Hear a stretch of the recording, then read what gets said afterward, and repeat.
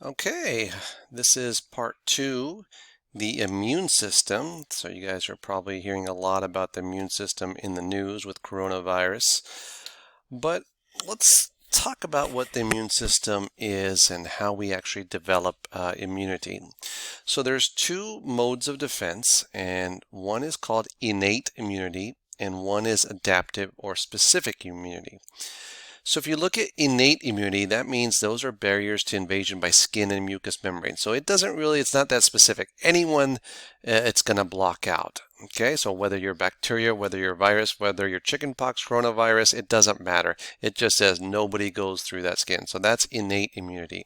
Your mucous membranes are the same way. It doesn't know to block out the virus, rhinovirus, coronavirus. It doesn't matter. It's going to do its thing, and it's innate immunity. So when you have innate immunity, you have general actions that occur. You have inflammation that occurs. You have a fever that occurs against the pathogens that penetrate in. Now, adaptive immunity, that's the ability to defeat and remember specific pathogens based on their antigen. Remember, antigens are bad, antibodies are good, okay, pathogens are bad. There's two types, there's humoral and cellular. So again, let's review. The immune system provides resistance to disease. It's made up of two intrinsic systems. The innate non-specific defense system constitutes first and second line of defense. So your first line of defense is your skin and mucose. Your second line of defense are these antimicrobial proteins, phagocytes, and other cells that will inhibit the spread of invaders. And inflammation is the most important mechanism. Okay. Now, it's not specific though. Anybody that comes in there, anyone that shouldn't belong, it basically just says, see you later. Now, adaptive, which is your third line of defense, attacks a very particular foreign substance, but it takes a little bit longer to react unless you've had exposure to it in the prior, and we'll talk a little bit more about that. But if you look at this, it's a good review in a nutshell. You have innate defenses. Your first line of defense is your skin and mucus. Your second line of defense are phagocytes, natural killer cells, inflammation, antimicrobial proteins, and fever. So remember, a little bit of inflammation is good. A little bit of fever is good. So you don't want to be too quick to reach for that Tylenol and bring that fever down, because that's your body's natural way of fighting the bacteria or the virus. Now you have adaptive defenses, which are your humoral immunity, B cells, and then you have cellular immunity, T cells. And B cells usually fight bacteria, and T cells usually fight viruses. But you must have a cooperation between the innate and adaptive immune response to get to be the most effective. You got to have your T memory cells, effector cells, T memory cells, B memory cells, and memory cells are great because they remember that, hey, you've been into my neighborhood before. We don't like you in our neighborhood, so we're going to have to get you out of here. So here's a good little graph here. Again, you have the acid mantle of skin. So you have skin secretions such as sweat and sebum that make epidermal surface very acidic, which inhibits bacterial growth, also contain various bactericidal chemicals. You have keratin that provides resistance against acids, alkalis, and bacteria enzymes. And then you have these intact mucous membranes that form this mechanical barrier that prevents entry of pathogens.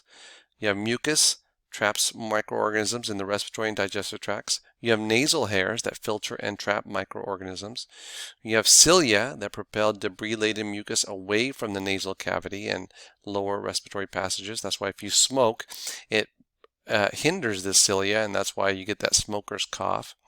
You have gastric juice, contains concentrated hydrochloric acid and protein digesting enzymes. You have acid mantle of the vagina, which inhibits growth of most bacteria and fungi in the female reproductive tract. You have laminal secretions, which are tears and saliva, continuously lubricate and cleanse the eyes and oral cavity, saliva. They contain the lysozyme, an enzyme that destroys microorganisms, so saliva is beneficial. Urine, normally acidic pH, inhibits bacterial growth, cleanses the lower urinary tract as it flushes from the body. So your second line of defense, let's say it passes the skin and it passes the mucous membrane? Well, then you have phagocytes and you have natural killer cells inside your body. You have macrophages, you have mast cells, you have white blood cells that will also pose an inflammatory response. You have antimicrobial proteins such as interferons, and you have a fever. So when you get an elevated temperature, viruses and bacteria can't reproduce in a high temperature. So that's why you get a fever of about 100. Anything up to 100, 101, you should be relatively safe. Now, the two populations that can't handle too much of a spike are kids and older adults. Phagocytes are white blood cells that ingest and eat foreign invaders. Neutrophils are the most abundant phagocytes, but die fighting, so unfortunately they commit suicide as they kill off the antigen. They become phagocytic on exposure to infectious material, so they die off. They're the most. Okay, now you have macrophages that develop from monocytes and are chief phagocytic cells, most robust phagocytic cells. So we like macrophages. You have free macrophages that kind of wander the tissue. They just kind of swim around and say, hey, you don't belong here. But then you have these guys that just sit, chill. They're permanent residents of some organs such as the liver and the brain. Say, hey, you come in my neighborhood, take you down. Okay. Now, chicken soup. You always hear chicken soup is good. The chicken soup remedy for colds is not an old wives' tale. Scientific research has found that the combination of the veggies and the chicken and the soup, probably the salt as well, can actually work with your immune system and help reduce the inflammation that is caused by colds and other respiratory diseases. Now, a little bit of inflammation is good, but we don't like a lot of inflammation. Okay, so that should be inflammation. I know it says inflation, but... Then you have non-phagocytic larger granular lymphocytes that police blood and the lymph. They can kill cancer and virus-infected cells before adaptive immunity is activated. So you've got these natural killer cells. They attack cells that lack cell surface receptors.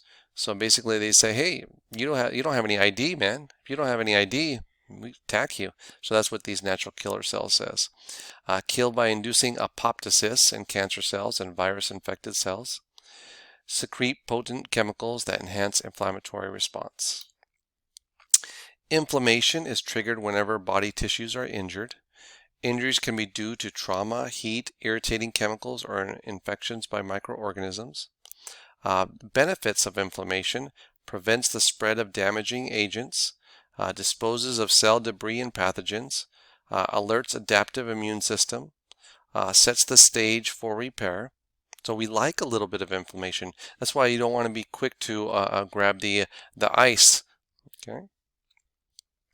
What are the 4 cardinal signs of acute inflammation? Now, acute inflammation, there's redness, heat, swelling, and pain. But once the pain subsides, then you no longer need to use the ice. There's sometimes a 5th sign, which is a loss of function. Now, you want your kids to play in the dirt because being too clean can hinder your immune system. Many of us are obsessed with cleanliness these days, and we use antibacterial soaps, wipes, and hand sanitizers far more often than we should. But we are going through a pandemic and coronavirus, so it's never too safe. But too much washing and cleansing can actually let bacteria in because you break down the natural oils in your skin that act as barriers against bacteria. Viruses also adapt, so if we stay all too clean, they'll just become super viruses, so they will still find a way into our body. So it's a fine line there.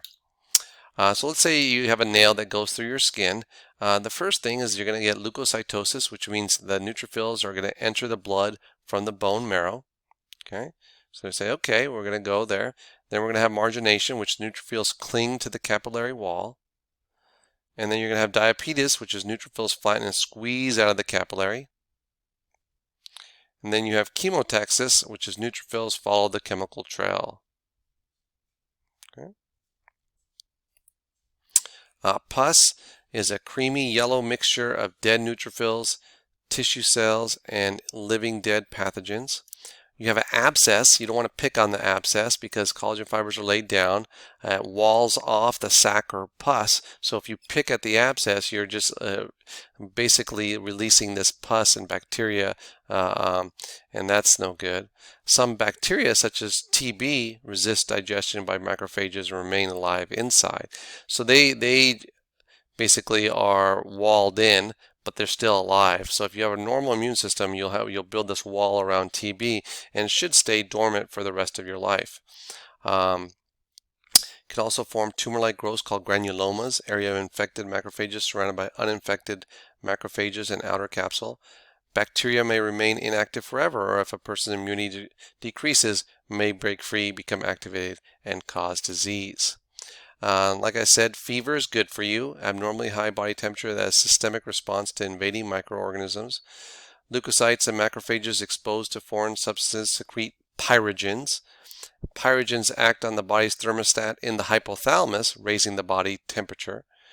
But we like a little bit of, and what are the benefits of moderate fever? Well, guess what? It causes the liver and spleen to sequester iron and zinc, and iron and zinc is needed by microorganisms to reproduce.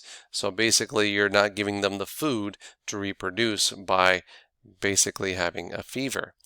Increases the metabolic rate, increases rate of repair.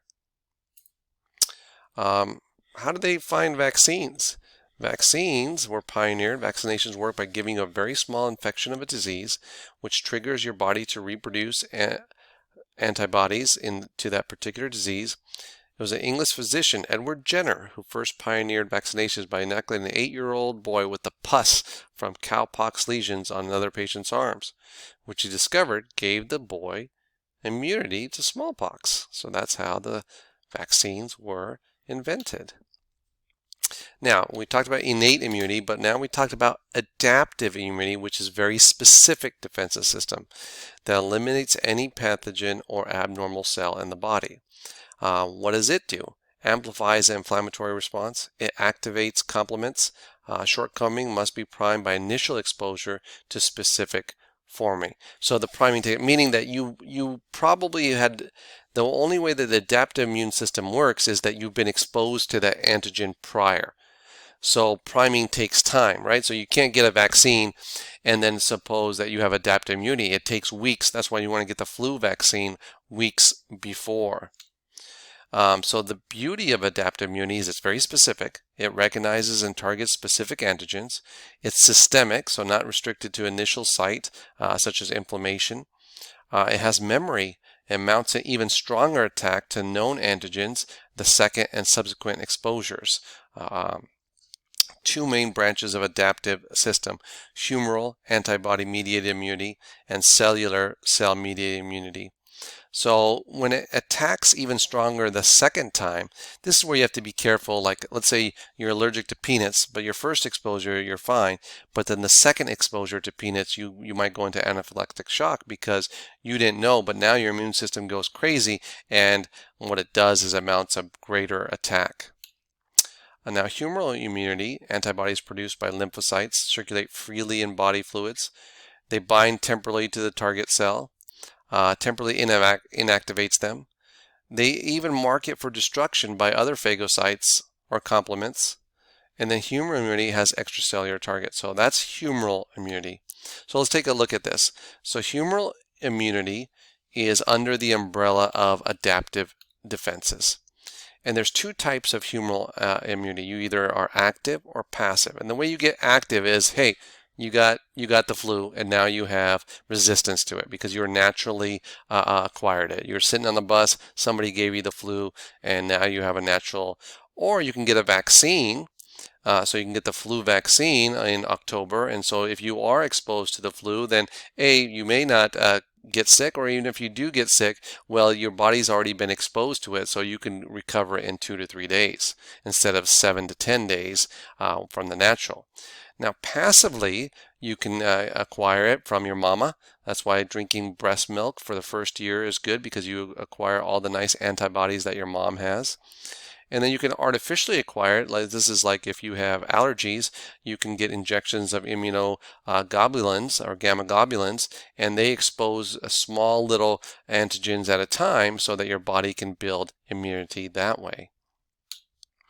Cellular immunity are lymphocytes that act against a target cell directly. They can by killing the infected cells, or indirectly by releasing chemicals that enhance inflammatory response or activating other lymphocytes. Cellular immunity has cellular targets. So antigen is basically a substance that can mobilize adaptive defenses and provoke an immune response. Targets of all adaptive immune responses. Most are large, complex molecules not normally found in the body, so it says, hey, you don't belong here. I'm going to attack you. They can be complete or hapten, incomplete. They contain antigenic determinants and then can be a self-antigen. So antigenic determinants is that their genetic material says, you shouldn't be in my body. Lymphocytes and antigen-presenting cells. Well, you have two types of lymphocytes. Remember, lymphocytes are white blood cells. You have the B lymphocytes, which provide humoral immunity. And then you have T lymphocytes that provide cellular immunity. Again, humoral immunity is all this. So naturally acquired, artificially acquired, natural. Those are the B lymphocytes. T lymphocytes are cellular immunity. And cellular immunity has lymphocytes that act against a target cell. They can either kill it directly or indirectly by releasing chemicals. So that's the difference between humoral and cellular. You also have antigen-presenting cells, and they don't respond to the specific antigen, but they play auxiliary roles in the immunity. Fun facts: stay happy and healthy so your immune system works the best.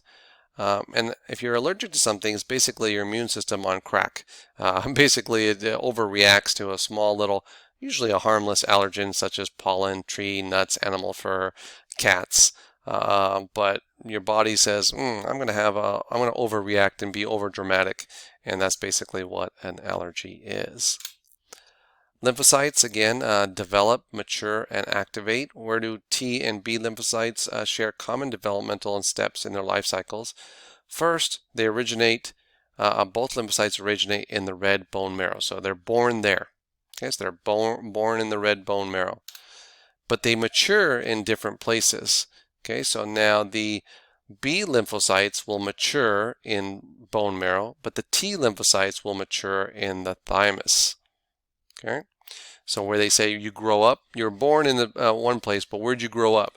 So the T cells is I grew up in the thymus hood, and then the B cells, there's a bone marrow's where it's at, man. You ever been to that hood? So that's where it is. Macrophages are widely distributed in connective tissue and lymphoid organs. They present antigens to the T cell, which not only activates T cell, but also further activates macrophages. So these macrophages are like the police, right? They'll bring these guys to the T cell, which could be the judge and the executioner if he wants to be. The activated macrophage becomes a voracious phagocytic killer, but they can also trigger powerful inflammatory responses and recruit additional defenses. B lymphocytes do not activate naive T cells. They present antigens to helper T cells to assist their own activation. So again, B lymphocytes will bring it, and they can mark it and say, bring it to the T cell and say, you do what you want. Okay. When B cells encounters a target antigen, it provokes a humoral immune response. Antibodies specific for that particular antigen are then produced. B cells are activated when antigens bind to surface receptors, cross-linking them. It triggers a receptor-mediated endocytosis of cross-linked, leading proliferation and differentiation of B cells into effector cells. Your primary immune response. So let's say you get infected with the antigen. Cell proliferation and differentiation upon exposure to antigen for the first time. So let's say you get the flu virus. Let's say you were exposed to the flu virus. Well, there's a lag period, right? You don't get better all of a sudden. You feel crappy for about 3 to 5 days. And during that lag period is when your body is fighting this virus. And it could take as much as 10 days for you to recover fully, because that's when you'll have peak levels of this plasma antibody. Then as you get better, the antibody levels then decline. Let's say you get the flu again. Well, re-exposure to the same antigen gives faster. It's like, hey, I remember you. You got me sick and you made me feel like crap for almost 10 days. But guess what? I remember you. So now I'm going to attack you right away. And guess what? You feel better in 2 to 3 days. So let's say you got a vaccine, the flu vaccine. Well, you've been already exposed to this year's flu in a little minor amounts. And if you were to get exposure, you may get sick. But you may only feel crappy for 1 to 2 days versus 7 to 10 days. So that's how a vaccine will work, and that's hopefully how the coronavirus vaccine will work, meaning you may still be sick, but you won't at least die from it, or you won't be that bad off. You won't get the side effects. Okay. Again, this is the primary. Let's say you were exposed here. It takes about 7 to 10 days for you to reach peak immune response, and then you'll start feeling better. But let's say a month later you get the same exposure again. Guess what? Now you're going to have a 4-fold response to it, and you're going to get better right away within a couple of days. Okay, so that's the difference. Again, your primary immune response, but the second time exposure, you mount a pretty good response and you recover a lot faster. That's why your body has memory and it'll remember the exposure. All right, active humoral immunity occurs when B cells encounter antigens and produce specific antibodies.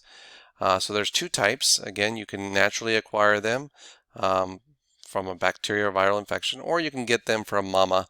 That's passive. This is artificially, which are vaccines. Passive humoral immunity is where you occurs when ready-made antibodies are introduced into the body. B cells are not challenged by antigens. Basically, you get it from delivered to the fetus via the placenta or through the infant through breast milk, or you can have an injection of a serum. All right, so just to put it into perspective, remember there's humoral immunity. You have active or passive, and you can naturally acquire it by getting infected. You can artificially acquire it through vaccines, or you can get naturally acquired through mom or through artificial exposure such as injections. So if you have allergies, then you know what that is. So again, you have antibodies, also called immunoglobulins. Igs are proteins secreted by plasma cells. We like antibodies. They make up gamma globulin portion of the blood, capable of binding specifically with antigen detected by B cells and grouped into one of 5 Ig classes: IgA, IgE, etc., etc. So those are the antibodies. Fevers are okay to a certain extent. When you catch a cold and you get a fever, the fever is a sign that your immune system is doing its job properly. Fever releases the bacteria-fighting white blood cells in your body and increases your metabolism to give you the strength to fight off the infection. Again, immunity performed by B lymphocytes and antibodies. Antibodies are secreted by plasma cells and circulate freely. Cellular immunity is performed by cytotoxic T cells. After developing the thymus, they are distributed widely, especially to lymph nodes. T cells attack enemy cells with lethal hit of toxic chemicals. So there's the red bone marrow, there's the thymus or T cells, and then you have other complementary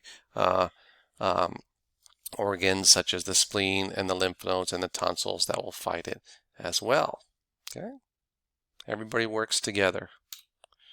Embryonic development, lymph nodes start to develop when you're a little bambino. And as you get older, unfortunately, the quantity of red marrow, lymphatic tissue, and thymic hormones decline. You have fewer helper T cells. You have a slower response to antigens. Then that's why you get an increased incidence of cancer. You also have poor discrimination of antigens, results in increase in autoimmune diseases. And some autoimmune diseases are like rheumatoid arthritis, insulin-dependent diabetes, allergies, lupus. Rheumatoid arthritis is one that I've mentioned. Okay, so those are autoimmune diseases because your own immune system is attacking certain cells and there's no cure. And then Kaposi's sarcoma is another one type of cancer. All right.